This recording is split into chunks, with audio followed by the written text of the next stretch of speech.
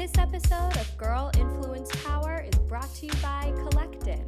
Shop or run the world's tiniest boutiques with Kollectin. Welcome to Girl Influence Power Podcast. I'm your host, Nadia Lee, entrepreneur, jewelry designer, CEO, co-founder of Kollectin, the social plus shopping app that is your new platform for fashion.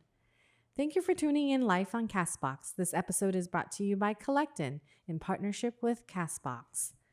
Ladies, have you ever been caught trying to find that perfect gift for that girl who has everything? Guys, have you ever forgotten a big day like an anniversary or birthday? Well, fear no more. Girlfriend Box is the personalized jewelry gifting box automatically sent. You can pre-schedule ahead and never forget again. So go ahead and schedule your gift today at girlfriendbox.com. For those tuning in to my podcast for the first time, what is Girl Influence Power? This is my podcast dedicated to interviewing influential women, whether she's an entrepreneur, a business leader, an influencer, or a public figure, to explore the common thread that binds us together and makes us the kind of women we are today. Today, we have the unstoppable entrepreneur, Chewy Jang, with us. Chewy is the CEO of Kids Dream, a special occasions kids clothing brand that inspires young girls to feel the wonderment of being a princess through its beautiful dresses that capture the magic of their childhood. As a family-owned kids apparel brand designed and made here in Los Angeles, Chewy takes pride in being actively involved in her business and in her community. Kids Dream is sold directly online as well as through extensive wholesale networks that span over 35 countries through authorized retailers. Taking control of how COVID has suddenly impacted her business, Chewy quickly pivoted to make fabric face masks and started LA Face Mask. She is now also the CEO of LA Face Mask. As a local manufacturer located in Los Angeles, Chewy quickly produced face masks to save her business and also donated thousands of masks to hospitals and frontline workers. Chewy grew up in Los Angeles since immigrating from South Korea at the age of 5. She graduated from Marlborough School and received her bachelor's in finance and management from Santa Clara University Levy School of Business. Chewy is heavily involved with Asian American business community and serves on the board of Asian Business Association and ACE Next Generation. On her spare time, Chewy is also a licensed real estate agent and investor. She loves to connect to her community and mentor new startup entrepreneurs. She is most proud to be in the LGBT community. Welcome, Chewy. Thank you. Okay, let's get started and talk a little bit of how you are as a kid. So you came to the States at 5 years old. What memories stuck with you before or after this huge change in life? This is kind of sad, but my parents didn't tell me we're moving here. Oh. So I think my first memory, they told me we're going to my grandma's house. Oh, no. Yeah, so the flight was supposed to be 1 hour, but became, 13 hours. Wow. But I slept through the whole flight, being a good kid I am.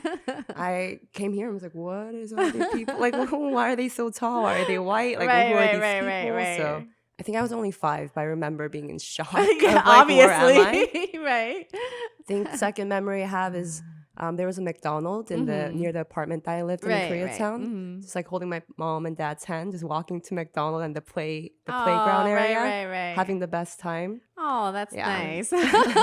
You got a really good impression of the U.S. from McDonald's. Exactly. Do you recall why your parents wanted to move out to the States? I mean, what's their primary motivation to uproot the family from Korea and move all the way here? Of course, it's all about the American dream, right? Right, So they wanted a better future for me. It was just me at the time. My sister was born here 9 years later. Just better school. Just, they saw a bigger potential for me here in America. That's true. We moved to a street called Harvard Boulevard, and they were just like, see, we're going to move here and you're going to go to Harvard. And they just had this whole grand, dream for me. Yes. Well, that's great. Hey, at least they're very inspiring to look very further ahead.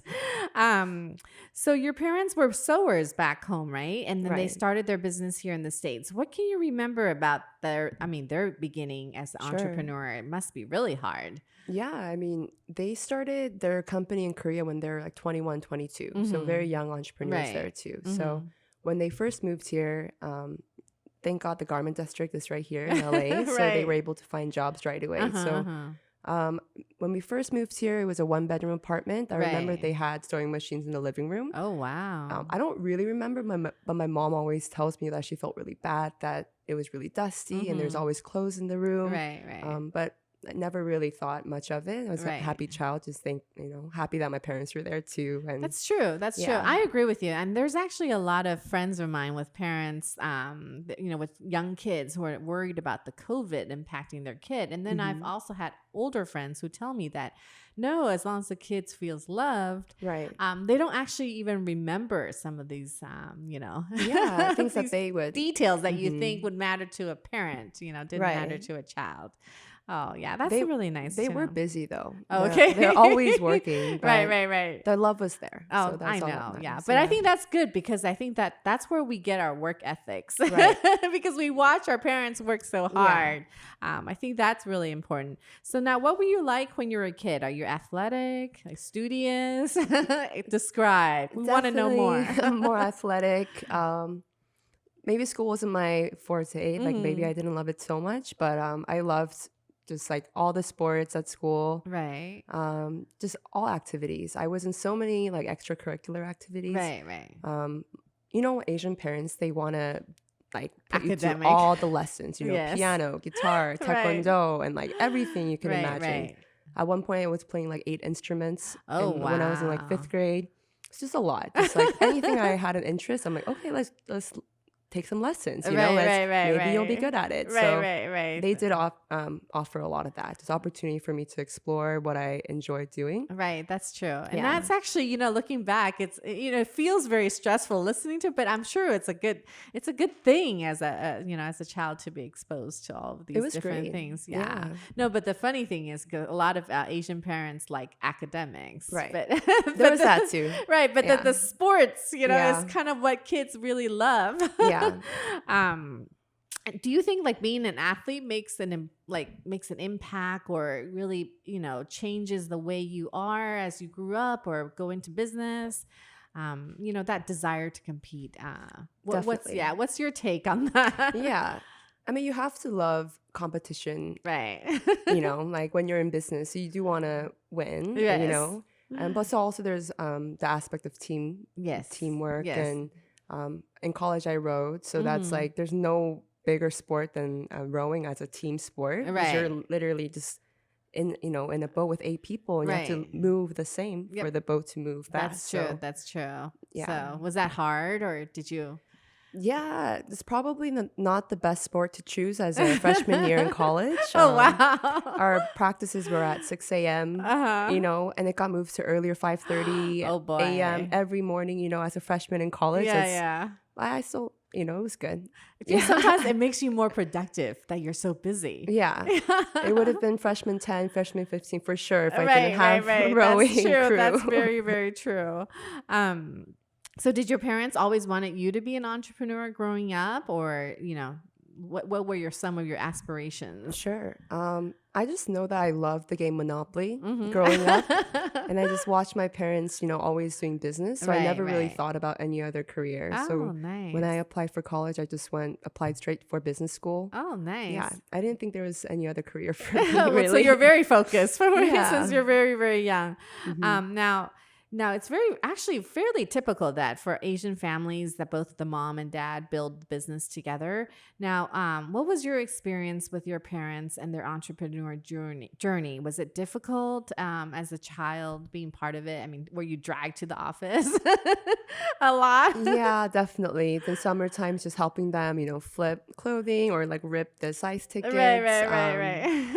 I don't think they ever forced me to, but Right. it's just, what else am I going to do? It's like, let's go help, That's true. at the That's factory. True. Yeah, But that's true. I was able to see them just work so hard. I think that's really like stuck with me. Like, Right. in the manufacturing is not a easy job. No, it's not. It's brutal with no AC, especially during the summertime, but they work so hard and you could just see that they're doing that for the family and that's true. They want the best life for us. So. That's true. And small quarters, it's hot, it's packed, it's noisy, right? Yeah. No, I know how that is. Now you went to Marlborough School, which is an independent all-girl college prep school here in Los Angeles. Now, I guess I'm thinking back about my daughter, who's also 5 right now, growing up and, going to, kind of a similar type of school. What do you think going to an all-girls school is impactful for you as a person, young girl growing up? Sure. Even before that, because I came here with my family when I was 5. We came in, $500 in our pockets and very poor, apartments. But I had this opportunity through my 5th grade teacher who kind of introduced Marlboro to us, because we wouldn't have ever known there was a private school called Marlboro, being in Koreatown. That's true. And I got a full ride.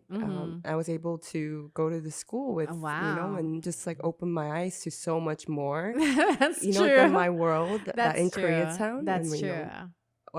Korea, everyone's immigrants, everyone's poor, so just like going there was just like so eye-opening. Right. But the all-girls part was definitely easier, and we had uniforms, so it was just like so much easier to that's true. go to school, so you don't have to worry about like, what am I gonna wear? Are they gonna judge me because I don't have money? True. So there's a lot of things like that it was when we're comfortable, I think, going to all-girls school. That's true. Yeah. I guess they didn't even have social media back then, but like, was there different types of like, dynamics in school? I guess I don't want to say bullying, but do you feel like there's different energies or forces when you're in a private school or cliques or something like that? Yeah. Marlboro, at least my friends there's only 88 of us in our class. So all the girls are really great. I think it's just the parents that their parents are, I'm sure, very great people. So they're all humble. Right. You don't know how wealthy they are until you go to their birthday parties or something, and you're just like blown away. Like, what is this place? Yeah. That's true. So they're all really good kids. So I didn't. I think Marlboro did do a good job in fostering that, like friendly environment where there's like no bullying or anything like that. That's true. Yeah, no, because I actually went to all girls college too. And I felt like it was more supportive being with a lot of girls rather than, I think a lot of people think there's a lot of competition with women and like all in one place. Like there's so many women in one place, but it's not true, Yeah. So I'm glad you can attest to that too. So what is kind of one takeaway you have from your high school experience that you felt shaped your life? Just knowing that there's more than what my world was currently, and then just being able to like have bigger dreams. That's true. Yeah, That's seeing my friends' parents, all the success they have, and, not just monetary, but just everything, their whole life. True. It just made me realize that, wow, I could be like them one day and just like want to achieve so much more. Right. No, I agree. Actually, that is very, very, very good. So now what are some of the women that were kind of inspirational to you growing up? Definitely on TV, like Oprah was like, I looked, that's kind of like me too. Oprah, that 5th grade class that I told you with the teacher that introduced me to Marlboro. Right. It was a really special class because he was teaching like Shakespeare and like rock and roll to these kids. And Oprah saw the class and she actually gave us a $100,000 grant. Wow. And 25 laptops. Oh, and this was when I was in 5th grade. So there was a segment of us on Oprah and it just like, wow, the generosity and just like this woman is able to do this and it just changed our lives, Right. No, it's true. Yeah, I think she was a great example of generosity. Definitely. And then just diversity too. And it's difficult, not being white, I guess. Yeah. And in the US, so being like a woman of color, which is difficult. And then being women on top of that. And then you have to compete with the men. Anyway, blabbing on. I know you're a proud member of the LGBT community. So this topic is usually very sensitive to Asian families. What advice do you have for other Asian kids struggling with their identity, especially with the family? Sure. It's obviously hasn't been easy from the beginning. Right. But now I'm at a point, I'm turning 30 this year. So this year, actually, I did a webinar that was more LGBT focused. And I was one of the panelists. And it was like the first time I actually came like publicly. I was never, shy about it. But still on the family side, it's because we're Korean or Asian. It's not talked about. It's very hard to talk about. It's kind of like a don't ask, don't tell situation still. That's true. But personally, I'm still trying to get out there. Just like give visibility to being Asian, in the community. I'm bi, but it's, doesn't matter. I want to just like give a face to, especially for female entrepreneurs, maybe Asian American. Just like, hey, That's true. There's me. You could do it. And all that. Yeah. That's true. That's true. Because I think that is it's a very difficult topic to talk about. Yeah. Did you have to talk to your parents about it or your family? You know? Yeah, when I came out a couple years ago. Oh, okay. Maybe 6-7 years ago now. Okay. So this is pretty crazy that I'm even like talking about this openly, but you know, I'm just trying to do more. Right. Yeah. No, yeah. Because I have some friends too, and it was very difficult to talk to their parents. Definitely. I think that's the hardest part. Definitely. Friends, I feel, you know, it's more easier. Right. Because they know you and they know who you are, and not saying the parents are not, but I think just parents in general. And you could pick and choose your friends. Right. If they don't accept you, then exactly. You don't need to be friends with them. Yeah, I totally agree. You obviously had your sights on expanding the family business because you major in that in college. So walk me through your thought process of why you chose business, you know, back when in the days of college.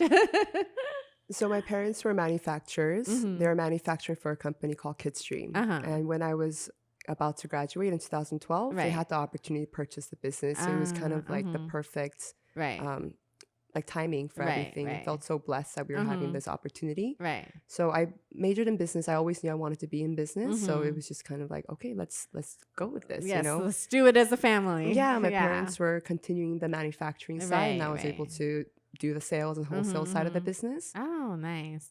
Okay, so now how was Santa Clara University like? It's top rank for entrepreneurship. You know, how's that program? School was good. It's definitely not a lot of diversity and stuff, but you could definitely find your own hub of students. But business wise, I learned a lot from the class. Were you able to apply a lot of the academic stuff that you learned in real life working in the company, or? Kind of. Not really. Not too much, but you know, yeah, you kind of mainly for entrepreneurship, you kind of learn as you go. Right. It is true. Entrepreneurship is kind of hard to kind of learn. Definitely. Yeah. Management may be one thing. But Yeah. Entrepreneur is kind of born, or that instinct is very natural. Do you think educational is critical for your success? I mean, I think just the opportunity of going to a 4-year college. Right. I think that's something that I really treasure, just like having the opportunity to do 4 years of school, like having that experience. Right. But yeah, definitely from finance to marketing, that's like very, useful for my business. That's true. That's true. Now you can read a P&L, right? Income statement, right? Because I started my entrepreneur journey without having anything to do with business, and that was the toughest part for me, was the learning financials. The financials. I had to learn that. I actually had to go back to school to learn it on my own while I was running my business. Yeah. So I'm glad you actually had that basis. Yeah. Would you rather go into business with a friend, with your family, or by yourself?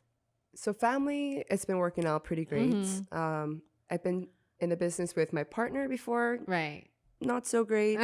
But friends, I'm looking forward to it. Like one day I do want to do business with my friends, because I mean, it's about lifting each other up, Right, right. That's true. That's true. Because sometimes, I think that trust is very important. And I feel like businesses nowadays, it's not like back in the days. My parents used to say, oh, go into business on your own, otherwise you get into disputes. But I feel like business nowadays, you actually do need a partner. Yeah. Because you can't possibly have all the skills to everything. My dad was really against partners. Oh, really? Yeah. I guess he had some bad experience in the past too, but I'm all for it. Because I love to do so many things. I can't possibly do everything by myself. That's true. No, I agree with you. Yeah, well, that's kind of a change mindset, which is good. I mean, that's what the education is supposed to bring for us. All right, thank you. So we're going to take a quick break, and we'll be back with Chewy.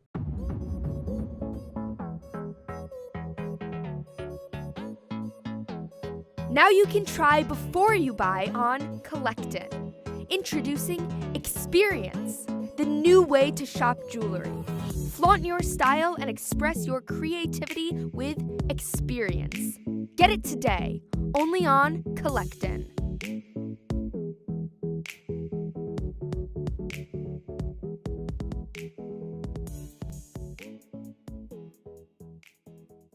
We're back with Chewy Jang, CEO of Kidstream. Now let's talk about your work life. So you are the CEO of Kidstream. Tell us about your company. We are a special occasion girls dress company. It's mainly for girls under 12. Okay. But our sizes range from newborn all the way to plus sizes 20.5. We wanted to have dresses for all girls in all shapes. Okay, right. Mainly wholesale business. We have our brand Kidstream, and we retail out to a lot of retailers all over the world. We have a retail channel, kidstreamus.com, that's direct to consumer. Oh, nice. Business. Oh, nice. Now, when did you decide you want to go into the family business? I think it was right after college. There was an opportunity to join right away. Oh, good. So you were always involved now. Do you feel like it's a duty, or that's what you wanted to do from the very start? I've always wanted to do business. And then it's like, okay, you could run a business. I mean, why wouldn't take that? That's a great opportunity actually. To work for someone else, you know? That's true. That's true. Now, your business transitioned from being a manufacturer wholesaler to retail and then online retail. So what's that journey like? I know it's exceedingly difficult to change from one to another. Yeah, share with us your experience. Sure. Manufacturing to wholesale kind of happened with my parents' generation because they used to be manufacturers and we were able to upgrade into wholesale. And then from there, things were great the first 5 years. And of course, the climate change, you know, like for garment industry in the whole, just became a lot harder.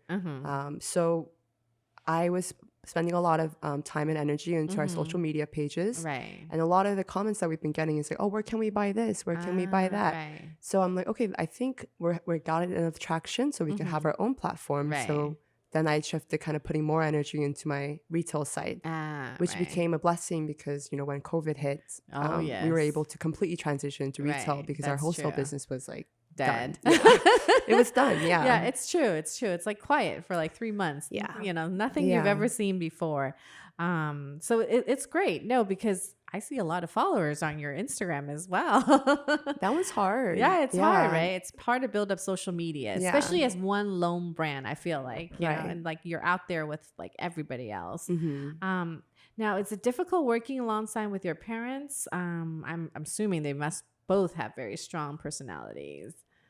My parents were in the manufacturing business, right? So I'm actually the first person to go to college in my whole extended family. So they're mainly stuck with the manufacturing, kind of like gave me the freedom to run the sales and wholesale side of the business. And so the management. Yeah. So it's been good. It wasn't too much headbutting. They kind of like let me do my thing and they do their thing. Yeah. That's actually a perfect combination.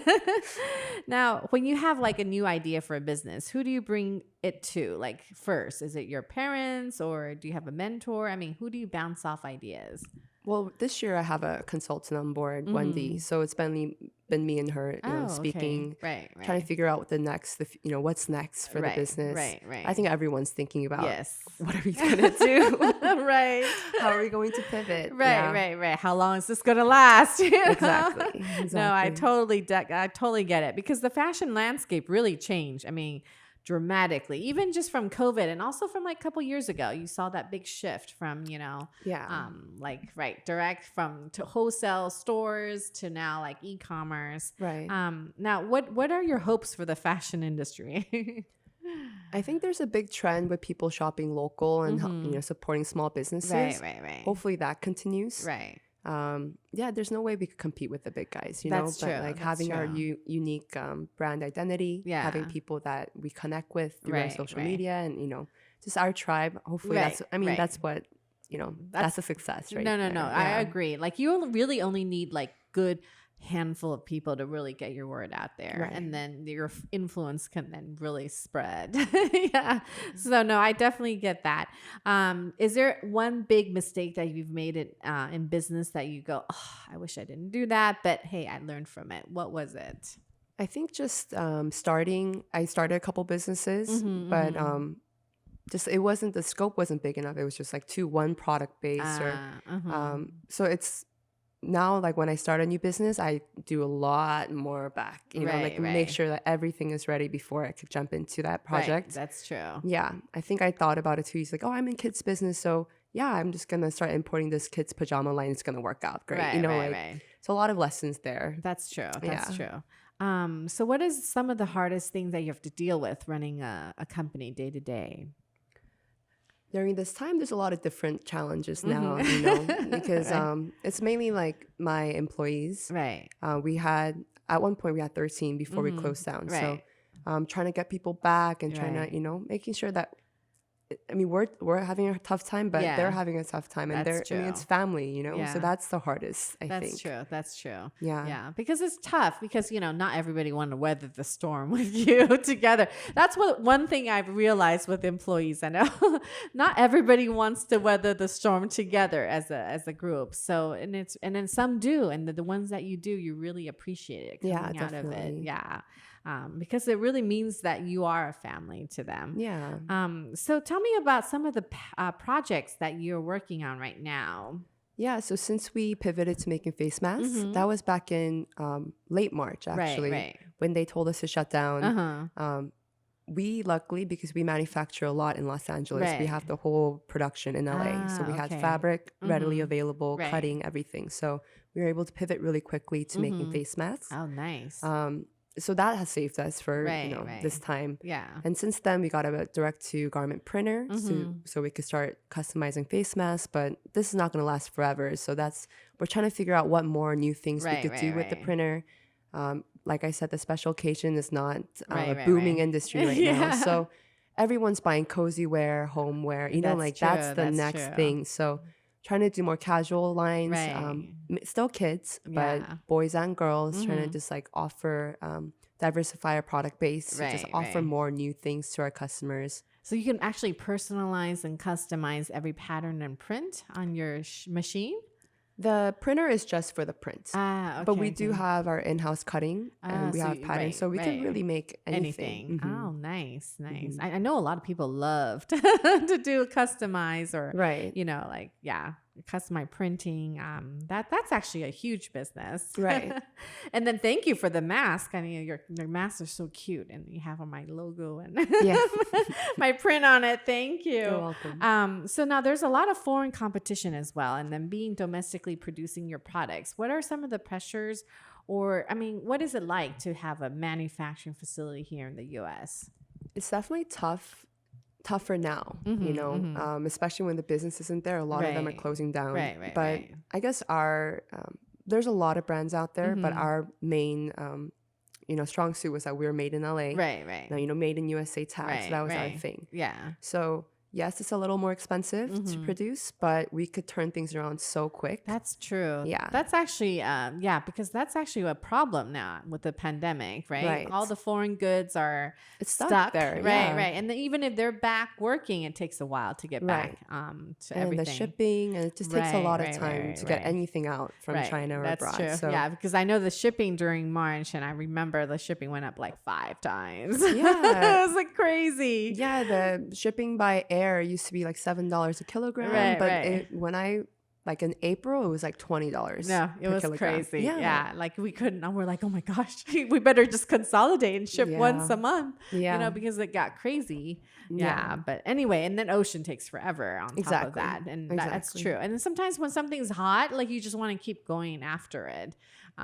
So the timing is really good for LA manufacturing. Definitely. Oh, that's nice. We could turn things around in like 2 weeks almost. Like when things are out of stock, then we're able to cut and reproduce and get it in stock right away. That's true. So a lot of our online customers really love that. Right. They hate out of stock. They make a sale and they don't. If they don't have stock, that's true. And if they don't have like a pre-sale function, they've lost a sale. Right. So now I know you're super busy, and I know you're also like doing other things other than the work that you put into your business. You're doing real estate. Tell me about what your real estate investment project or that you're working on. So I have a problem where I can't just do one thing at a time. You're entrepreneur. That's why. It's sometimes I'm like, okay, why am I doing this to myself? But I just really love just doing new things, learning new things. Right. Real estate was always a passion of mine. Yeah. Because I saw how much people, like smart people, were investing in real estate. Right. So I had the opportunity to partner up with some people here and get into a flip project and kind of learn the whole, from start to finish. Right. It's amazing. I love it. Yeah. It's so fascinating and so fun. Right. It's so different than what you're doing normally. They're out there during the day talking to contractors like, oh, do this, do that. And I'm like behind my desk. I'm like, that sounds pretty fun, go out there. That's true. But then it's the entrepreneur in you. You just can't sit still, can you? Exactly. No, that's a good thing because that's natural. That can't be taught. That's the kind of just comes with you and who you are. I know you're also very involved with the Asian business community. So tell me about why that's so important to you. I was able to join the board seat for Asian Business Association. This is actually my 6th year. I'm co-chair of the board. It's my last year, so I've been doing it for many, many years. In the beginning, I was just like honored to be a part of it. It was a lot of a learning lesson for me. Yeah, being able to have all these successful entrepreneurs that were my friends. That's true. And they could be my mentors. I just learned so much from them. That's true. I really believe like your network is your net worth. I live by that. Yes, just like knowing people and just like having actual connections with them, having relationships with them takes you so far, That's true. No, I agree. That's how we met. That was a couple years ago already. You're one of the panelists. Yeah, that was events. crazy. I was like, oh, they must have really ran out of panelists. No, you're amazing. No, but that was fun though. I actually got to know a lot of people there. The panelists, and I got to know the people in the group, and I've been to so many of your events. So you guys did a great job with the virtual one. Thank you so much. This past month.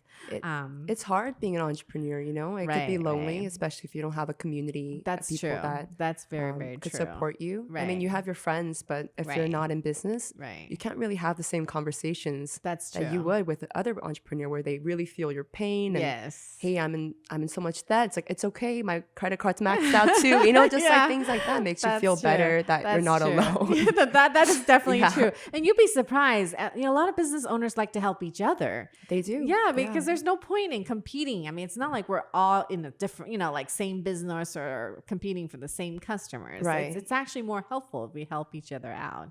So that's the one thing I've learned with like getting to know people, that so many people are really out there to help each other. So that's really, really nice. Is there anything, I know you told us about your father unfortunately passed away several years ago. Is there some enduring lessons or, on entrepreneurship that you learned from your father that you want to share with us? Just working hard, he worked too hard, probably. So a little segment of my dad, he had cancer for 10 years, liver cancer. My sister actually gave part of her liver to my dad for transplant surgery. That is just like power of family and love. Right. That's like amazing. That lesson. Yeah. And then it's like Kidstream is kind of his legacy too now. So it's just more of like more love and more emotions tied to the business now. Oh, yeah, that's really nice. Yeah. But he worked so hard, and he just like just taught that. Just like working hard. That's true. I mean, I feel like that's the generation of our parents. And my father is like a super workaholic. I think he also had cancer and he passed away just a couple months ago too. But he literally worked until he couldn't work. Yeah. And then then it was the illness. But you're right. I mean, that's one thing that we take away from our parents. But he did tell me to not work so hard, to live your life. Right. I think it's more work-life balance. Exactly. Any tips on the work-life balance? I don't have kids, so I think that helps a lot. That's true. That's true. Yeah. So a lot of like, if I'm out of work, then it's just my time, and I could just. I do like to do a lot of things. I'm always active, like trying to. Over my weekends when I have free time, I'm like living life to the max. Doing activities, always trying to. I find joy in a lot of things. So. Oh, that's nice. Yeah. So what can we look forward to in the next couple of years from you? For Kidstream, we're definitely going to be pivoting to do more casual wear for boys and girls. We're completely rebranding our site right now. It's like mainly girls. So more kids, more casual wear. We're starting a new project to do more a STEM collection, a STEM clothing collection that's going to be for kids that are smart kids that love STEM. And it's just like they don't really have clothing that's specifically for them. So we're creating a whole collection around that. Oh, nice. Yeah. Oh, I like that. That's a nice, because my daughter's actually quite, into that science area too. Yeah. And you're right, it's not the same, girls and boys versus, it's not the same. So it's great. Thank you so much for sharing your stories and being here in person, live, especially during COVID times. But anyway, let's kind of really learn from your lessons and, your stories, and hopefully we can inspire a couple young girls out there or men that, life, this is how it is in business, an entrepreneur journey, there's ups and downs. And it's really, truly inspiring that you're able to turn a really difficult situation into a really good one and come out of it stronger than ever. So thank you. For all of those who haven't followed Chewy, you can actually find her on LinkedIn. You can also follow Kids Dream and LA Face Mask on Facebook, Instagram, and Pinterest. Or you can just go shop directly online at kidsdreamus.com. If you enjoy our podcast today, please subscribe to our podcast and check out our videos on our website, girlinfluencepower.com, or on Kollectin's YouTube channel. Well, there you have it, Chewy Jang. Thank you for coming. Thank you so much. All right. Thank you for tuning in live today at Girl Influence Power, brought to you in partnership with Kollectin and Castbox.